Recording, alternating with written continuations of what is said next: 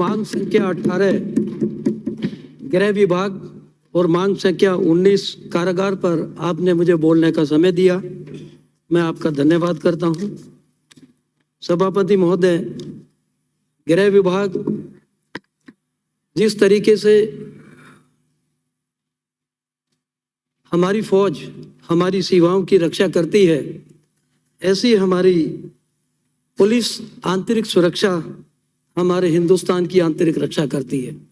आतंकवादियों से, चोरों से, डकैतों से, गुंडों से, बदमाशों से, और हम आम नागरिक रात को चैन की नींद सो सकता है।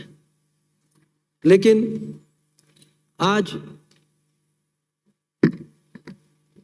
पहले गृह मंत्री सरदार वल्लभ भाई पटेल याद आते हैं। जब भारत का आज़ादी मिली, एक टूटा भारत उनको मिला था और उन्होंने कश्मीर को, हैदराबाद को, जूनागढ़ को पुलिस के और फौज के द्वारा मिलकर हिंदुस्तान को एक भारत बनाया। ऐसा मजबूत गृह मंत्री, उप प्रधानमंत्री ना आज तक भारत के भविष्य में हुआ है ना होगा, जिसकी बदौलत आज हम अखंड भारत में जी रहे हैं। सभापति महोदय, पुलिस में भी दो पहलू होते हैं एक सिक्के के। जैसे हेड एंड टेल होता है, यहाँ अच्छे अधिकारी भी हैं, यहाँ भ्रष्ट अधिकारी भी हैं। अच्छे अधिकारियों को, अच्छे लोगों को अगर हम अच्छी जगह पर पहुंचाएंगे तो हमारे देश का और हमारी जनता का भला होगा। अंग्रेजों ने 1857 के विद्रोह को दबाने के बाद इंपीरियल पुलिस की स्थापना की थी कि हिंदुस्तान के जो आज़ादी के मतवाले, जिन्होंने 1857 के विद्रोह में भारत की आज़ादी का बिगुल बजाया था, उनको कुचलने का काम इंपीरियल पुलिस ने किया था। और उनकी पूरे देश के लोगों को, जो क्रांतिकारी थे, उनको गांव-गांव में जाकर सभी क्रांतिकारियों को पुलिस ने बहुत ब्यूटिफुल बर्ताव किया था उनके साथ। आज भी हम किसी भी पार्टी के लोग हों, कांग्रेस की सरकार आती है या बीजेपी की सरकार आती है, तो हम उसी सत्ता के साथ जो इंडियन पुलिस कोड 1861 के अंदर जो इन्होंने बनाया, तो वो 1861 में इन्होंने, अंग्रेजों ने इतनी बुरी तरीके से 1857 के क्रांतिकारियों को कुचला कि जगह जगह पर लोगों को मार दिया गया। उसी की परिभाषा ये हुई कि अंग्रेजी फौज तो बॉर्डर पर लड़ती थी, हमारे देशी रियासतों को अपने कब्जा करती थी, और पुलिस का मिसयूज करके हमारी देश की जनता को कुचला जा रहा था।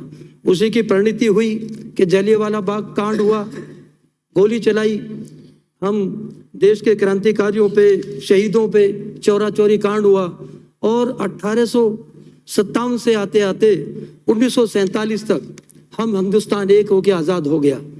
अहम रोल अंग्रेजों के राज को भगाने का काम पुलिस ने भी किया। क्यों? कि पुलिस ने हिंदुस्तान के लोगों पर अंग्रेजियों के अंडर कह के कितनी गोलियां चलाई, जिससे हमारे करोड़ लोग मारे गए। हमने दो प्रधानमंत्री खोए हैं, आतंकवाद की भेंट चढ़ा। मुझे वो वाकया याद है कि 1992 का कि सरदार बेन सिंह जी पंजाब के मुख्यमंत्री थे, केपीएस गिल जी वहाँ के डीजीपी थे।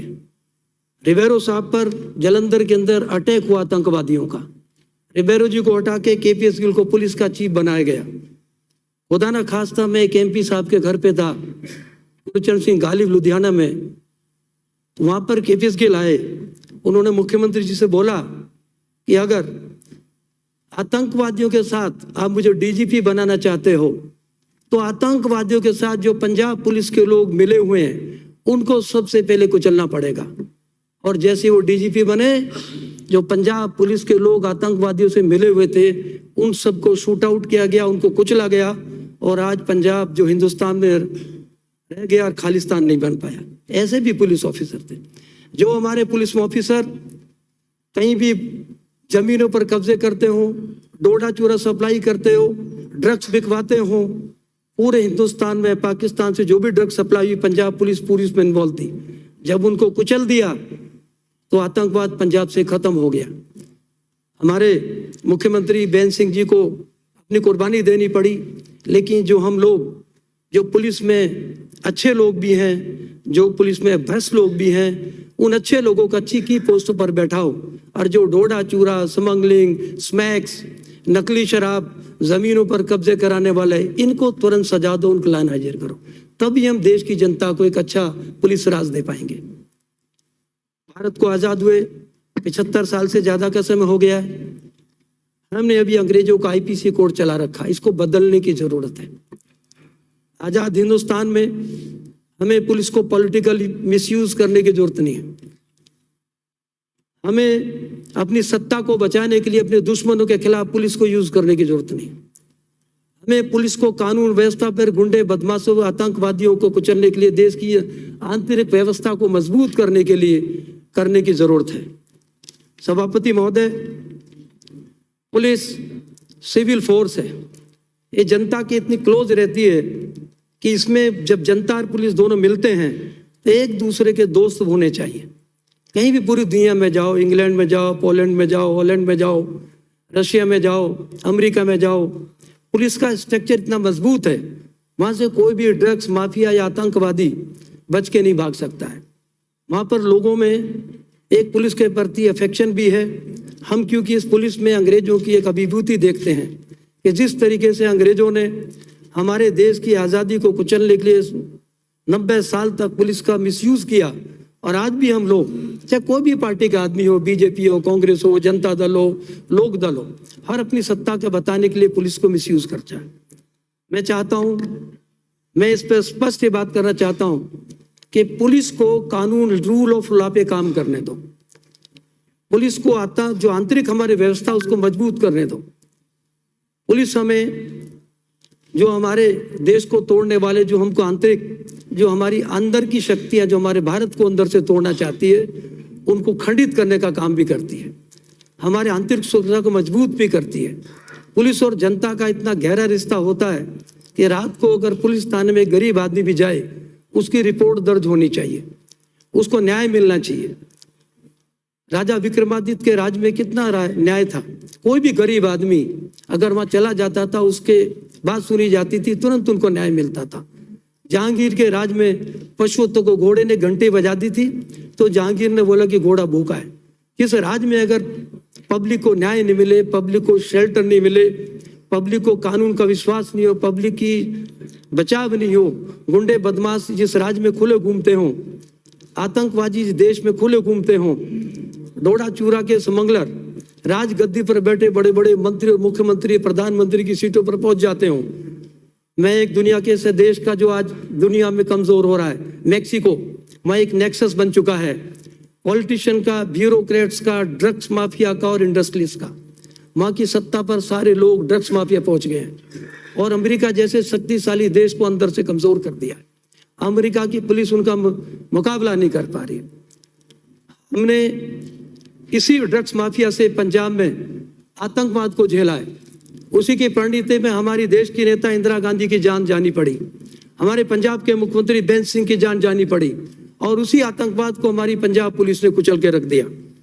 मैं तारीफ करना चाहता हूं कि पुलिस के उन अच्छे ऑफिसरों की जो अपनी जान पर खेलकर इन माफियाओं को, नकली शराब बनाने वालों को, वो माफियाओं को और ड्रग्स माफियाओं को जो पकड़ के रखते हैं। लेकिन कुछ ऐसे लोग भी हैं कि जो बड़े बड़े पॉलिटिकल शेल्टर से, एक अगर कोई डूंगरपुर का लगा हुआ आदमी, अधिकारी अगर किसी नकली शराब को गुजरात में भेजता हो तो वो राजसमंद में आके कहाँ से ईमानदार हो जाएगा।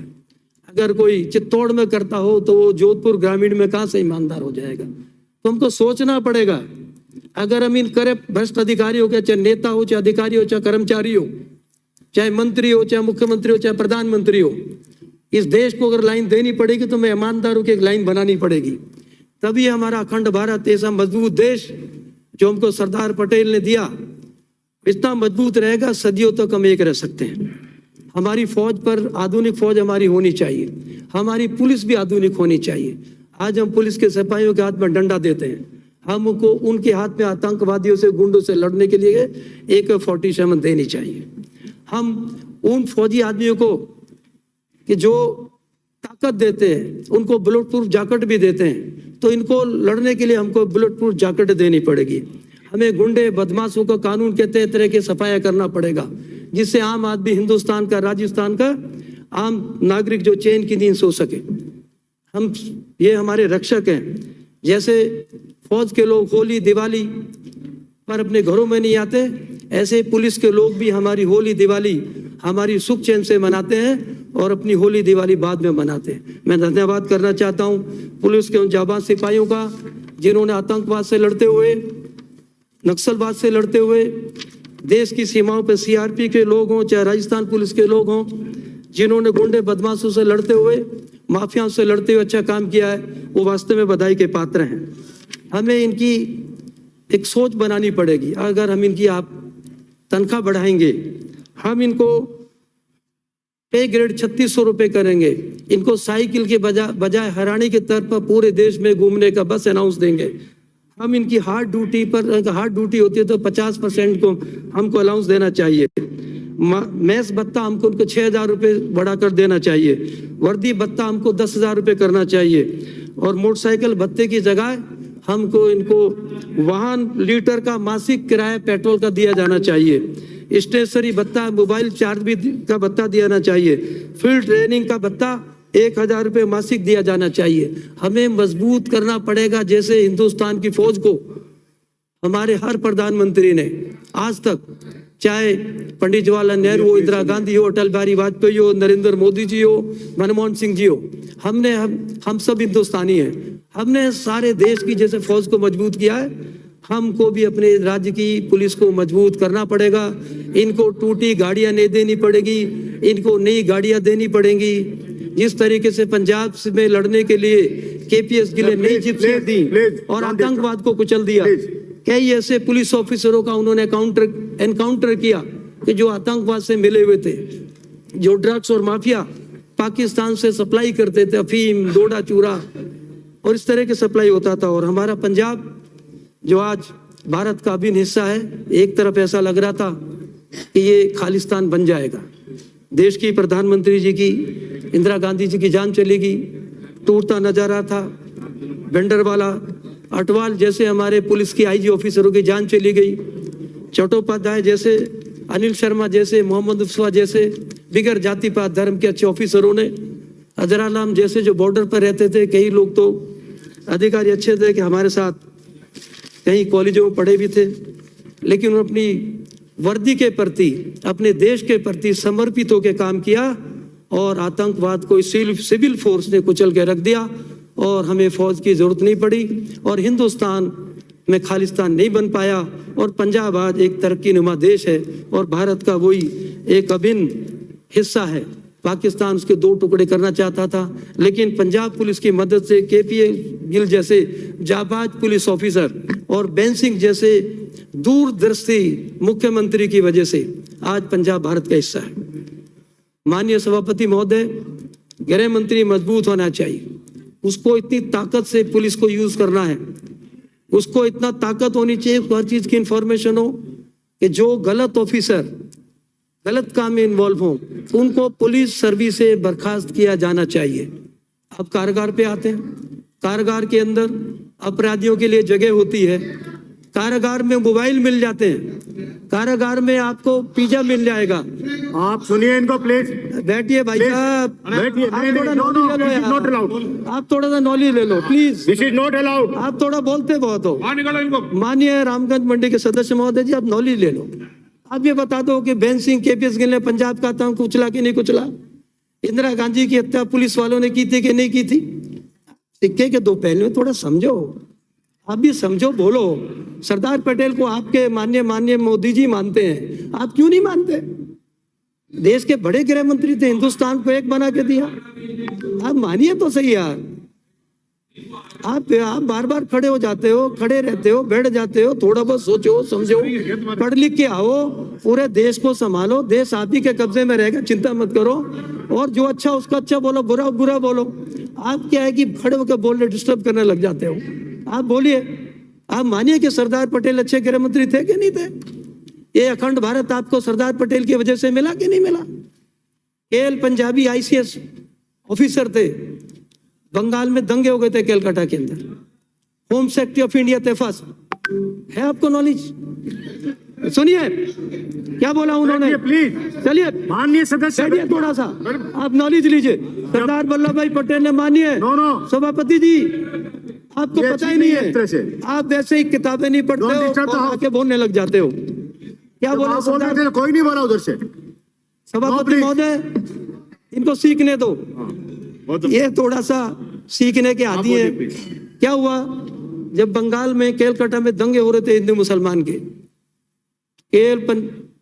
पंजाबी जी आए, इससे first soap secretary of India पढ़ लीजिए, सरदार जी बैठे हुए थे कुर्सी पर, उन्होंने पूछा क्या बात है, तो घबरा रहे थे। सरदार पटेल का इतना रौब था, क्या हुआ, क्योंकि बंगाल में साहब दंगे हो गए। कहता ठीक है, क्या करना है, कहता साहब गोली चलानी पड़ेगी। कहता ठीक है, दंगे बंद होने चाहिए, पुलिस को ऑर्डर करो, निर्दोष नहीं मरने चाहिए, और 5-7 लोग दंगाई मरे और दंगे बंद हो गए केलकटा के अंदर हिंदू मुसलमान के। वो सरदार पटेल था। आप हमारे नेता को लेके मूर्ति लगा के देश में करके, वो कांग्रेस का राष्ट्रीय अध्यक्ष थे, कांग्रेस के गृह मंत्री थे, कांग्रेस के वो प्रधानमंत्री थे। आप अपना बताइए आपने क्या किया। आप काम करो, आपको हमने मौका दिया 10 साल, आप काम करो। हिंदू मुसलमान सिख ईसाई जब आजादी की लड़ाई लड़ी तो आप ये बता सकते हैं कस्बा कुल्ला भी मुसलमान था, सरदार भगत सिंह भी जाट था, उधम सिंह, चंद्रशेखर आजाद, करता सिंह सराभा, रास बिहारी बोस, चंद्रशेखर आजाद के लिए मायावती ने क्या बोला था, आतंकवादी। और आपकी सरकार, आपने मायावती की सरकार को उत्तर प्रदेश में सपोर्ट किया था। अरे आजाद की पिस्तौल आजादी थी, आजादी रहा, आजादी मरा। आप शहीदों का अपमान करते हो, सत्ता के लिए कभी भी किसी के साथ मिल जाते हो, आपको सत्ता चाहिए। छोड़िए, आपने समझौता किया था, आप बैठ जाइए, आप बैठिए, मान्य सदस्य, आपको कोई नॉलेज नहीं। अरे पुलिस, यही पुलिस थी जिन्होंने क्रांतिकारियों को मारा है, बोल रहा हूँ। और यही पुलिस थी जिसकी वजह से अंग्रेजों का राज चला गया। अगर आपका राज कब गया, जब आपने 72 गुजर मारे, किसान पानी मांगता था, आपने 26 किसान पे गोली चलाई राजस्थान के अंदर, आपने गरीबों पे गोली चले, आपने मिसयूज ऑफ पुलिस किया। हमने हमारे माननीय मुख्यमंत्री जी के राज में आंदोलन भी हुए, हमने कहीं गोलियां नहीं चलाई, हमने कहीं लाठियां नहीं चलाई। ये होता संवेदनशील मुख्यमंत्री और संवेदनशील राज्य। आपने जनरल डायर की बात को ताजा किया है, जैसे जलियांवाला बाग में, बैठिए नेताजी, जनरल डायर की तरह आपने हिंदुस्तान के लोगों पे गोलियां चलाई, आपने राज में पुलिस का दुरुपयोग किया, आपने पुलिस का इतना दुरुपयोग किया। हमने 5 साल हमारी सरकार चलने होने, हमने कहीं भी पुलिस का दुरुपयोग नहीं किया। बैठिए आप, आपका समय, बोलिए नेताजी, आपको पहले पढ़ के आइए, फिर बाद में बात करिए। आप नकार दीजिए कि सरदार पटेल देश का गृह मंत्री नहीं था, या सरदार पटेल की वजह से आज अखंड भारत है। 610 रियासतों को हिंदुस्तान में मिलाया। जिस राजस्थान में हम रहते हैं, ये जूनागढ़ और इधर के लोग फिर पाकिस्तान में जा रहे थे। सरदार वल्लभ भाई पटेल के कहने जोधपुर महाराज ने 28 रियासतों को हिंदुस्तान में मिलाया। अगर हमको जाना पड़ता ना हैदराबाद के अंदर, तो हमको रास्ता नहीं मिलता, पेट में से होके जाना पड़ता पाकिस्तान से। आप तो आजाद, और आप और हम तो आजाद भारत में पैदा हुए। उन हिंदुस्तानियों के बारे में सोचो जिनके पुरखे जो गुलाम भारत में पैदा हुए। अंग्रेजों ने कितने गोली चलाई, कितने क्या चलाई, कितना हुआ, क्या हुआ। मैं कारागार पे आता हूँ, कारागार के अंदर स्मैक मिल जाएगी आपको। हमें कारागार को, वहां पर कैदियों की जगह है, मोबाइल मिल जाएंगे, वहां पर बाहर के खाने मिल जाएंगे, अंदर से बैठ के नेटवर्क चलता कारागार से। कारागार में मर्डर तक हो जाते हैं। कारागार पुलिस, मतलब कारागार के अधिकारियों के ये पता नहीं होता। वहां पर मोबाइल आप देखो, इससे अच्छे मोबाइल, एप्पल से अच्छे मोबाइल, 14 मोबाइल, खाना पीना सब कुछ कारागार में चला जाता है। कारागार को मजबूत बनाए, अपराधियों के जगह पर वो सुविधाएं मिल जाएंगी जो 5 तारा होटलों में है। उनको कौन दिलाता है, कौन आता? अपराधी मेडिकल लेके हॉस्पिटलों में भर्ती होते रहते हैं। कारागार जो कैदियों की जगह, उसको मजबूत करो। अगर हम कारागारों को मजबूत करेंगे तो अपराधी जो फिर बाहर में जाएगा सोचेगा अगर मैं जेल गया तो मुझे कारागार में रह के इतने दिन तो आएंगे। अंग्रेज हमारे क्रांतिकारियों को एक छोटी सी कोठरी में काला पानी में गया, पोर्ट ब्लेयर में। राजेंद्र राठौड़ जी तो मान्य हमारे बड़े भाई हैं, मान्य सदस्य गए होंगे। कैसी छोटी सी कोठरी में रह के हमारे शहीदों ने रात गुजारी होगी, उसमें बाथरूम भी नहीं था, खाने के लिए ये था, कपड़े भी नहीं थे। तो अपराधियों की जगह सख्ती से होनी चाहिए। हम नेताओं को भी अपराधियों के लिए फोन नहीं करने चाहिए, हमें गुंडे बदमाशों के लिए थाने में फोन नहीं करने चाहिए, हमें गुंडे बदमाशों के लिए प्रोटेक्ट नहीं करना चाहिए। हमें ड्रग्स माफिया, शराब माफिया, नकली शराब जिससे हमारे लोगों के लीवर, डायबिटिक, शुगर, मिलावटी दूध मिल रहा, आपको पता है? मान्य कपासन के सदस्य आप यूरिया पी रहे हो दूध के अंदर, रिपोर्ट मंगा के देख लो। मिर्चों के अंदर क्या मिल रहा है पता है आपको? हीट मिल रही है। 2 मिनट आप उसको करिए। प्लीज। आप पुलिस को फोन मत करो थाने में, इस अपराधी को छोड़ दो, इस गुंडे को छोड़ दो, उनको कानून से काम करने दो। और माननीय सभापति महोदय, फिर मैं आपसे एक बार आखिर में कहना चाहता हूं कि पुलिस इस देश की आंतरिक फौज है। मैं पूरा समर्थन करता हूं कि पुलिस पे भी बहुत स्ट्रेस होता है। 30 करोड़ के देश में 3,10,000 पुलिसकर्मी थे अंग्रेजों के राज में। आज हमारे 140 करोड़ का देश है, हमें पुलिस की तादाद को बढ़ाना पड़ेगा। 7 करोड़ के राजस्थान में हमें पुलिस की संख्या बढ़ानी पड़ेगी, हमें पुलिस को अलाउंस बढ़ाने पड़ेंगे। पुलिस की मानसिकता, जो मानसिक तनाव में दूर रहते हैं, ये भी हमारे भाई हैं। हम किसानों से, हम हिंदू राजस्थानियों से, किसानों के बेटे हैं, दलितों के, पिछड़ों के बेटे हैं। हम इनके बारे में ऑफिसरों की बजाय हमें पुलिस के सिपाही, पुलिस के हेड कांस्टेबल, पुलिस के सब इंस्पेक्टर, इनके बारे में सोचना पड़ेगा। मैं आपका धन्यवाद करता हूं और पुलिस डिमांड की मांग का समर्थन करता हूं और राज्य सरकार से और कारागार मंत्री जी से अपील करता हूं कि कारागारों को सुधारो और पुलिस को सुधारो, और जो अच्छे ऑफिसर है उनको जगह दो, और जो भ्रष्ट ऑफिसर है उनको जेल की सलाखों में डालो। तभी हमारा राजस्थान सुरक्षित रहेगा और तभी हमारा देश सुरक्षित रहेगा। जय हिंद, जय भारत। धन्यवाद। श्री धर्मनारायण जी जोशी। माननीय सभापति महोदय,